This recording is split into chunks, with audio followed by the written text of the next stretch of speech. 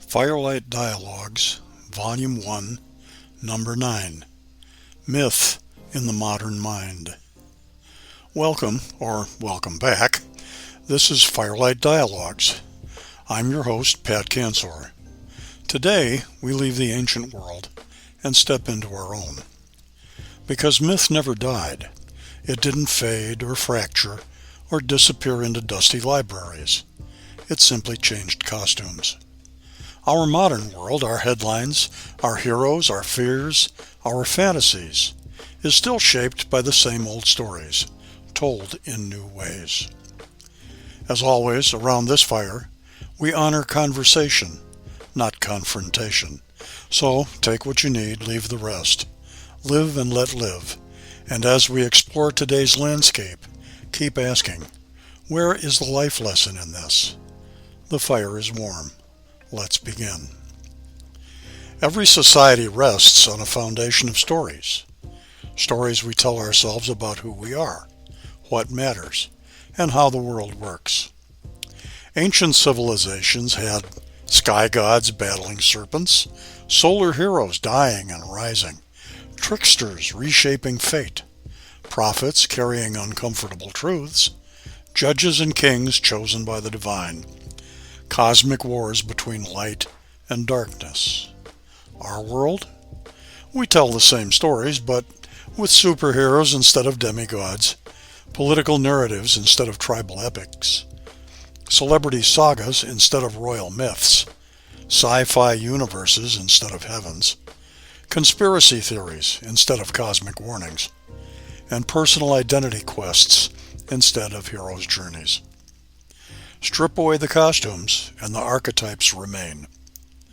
Humans don't evolve away from myth. We evolve through myth. Because myth isn't fiction. It's meaning. Look at our entertainment landscape.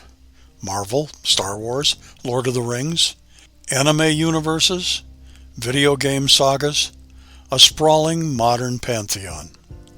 Iron Man, Luke Skywalker, Wonder Woman, Neo, Frodo, modern manifestations of the Redeemer, the Warrior, the Pilgrim, the Sacrificial Hero, the Chosen One, and the One who walks between worlds. These characters aren't random, they're resonant. They echo ancient desires to be brave, to be transformed, to discover hidden potential, to defeat inner and outer darkness, and to make a difference. And the life lesson? We project our unrealized selves onto heroes. What we admire in them is what we hope to awaken in us. We also see the rise of tricksters, characters like Loki, Deadpool, the Joker, Beetlejuice, Rick Sanchez, and countless others. They challenge order, expose hypocrisy, break the rules with mischief and insight, just like Hermes, Coyote, Raven, Anansi, Loki, the Slavic Veles, and the Norse Odin in disguise. The modern trickster reveals a cultural truth. When society becomes rigid, the trickster rises to shake it awake. Tricksters help us question the systems we take for granted. Pause for a moment.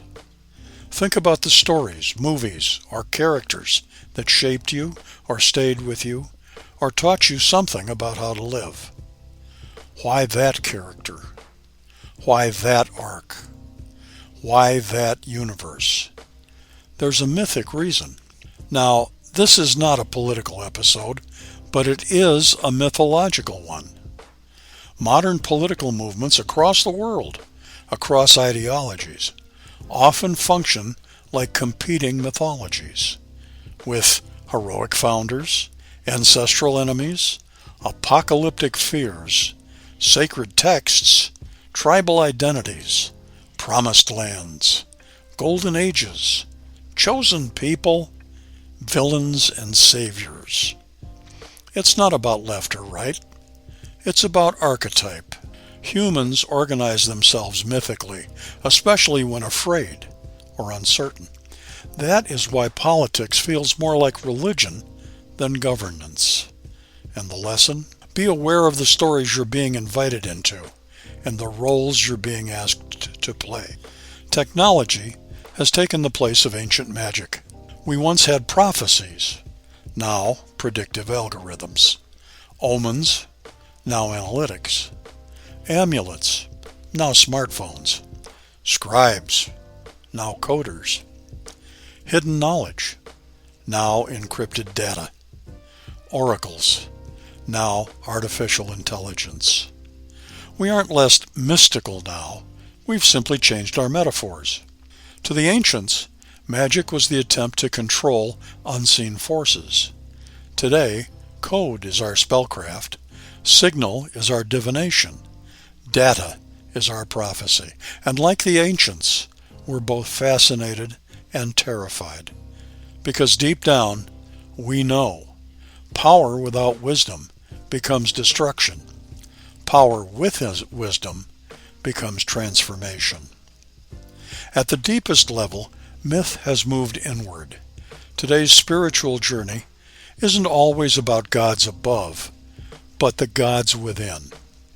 Authenticity, healing, trauma recovery, self-actualization, purpose, identity, transformation, mindfulness, shadow work, archetypal psychology. These are the mythic quests of the modern soul. We're still crossing deserts, still confronting monsters, still descending into underworlds, still seeking resurrection, just in more personal landscapes.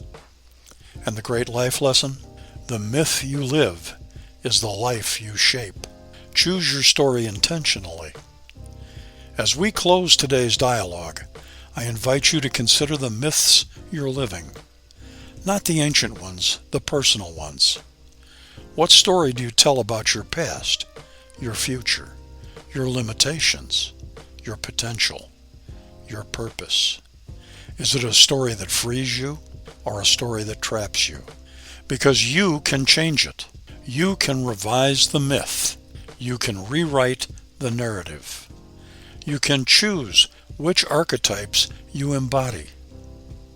Take what you need from today's reflection, leave the rest, live and let live, and keep asking, where is the life lesson in this? Thank you for joining me by the fire. I'm Pat Cantor, and this has been Firelight Dialogues. Join me next time for the Season 1 finale, Episode 10.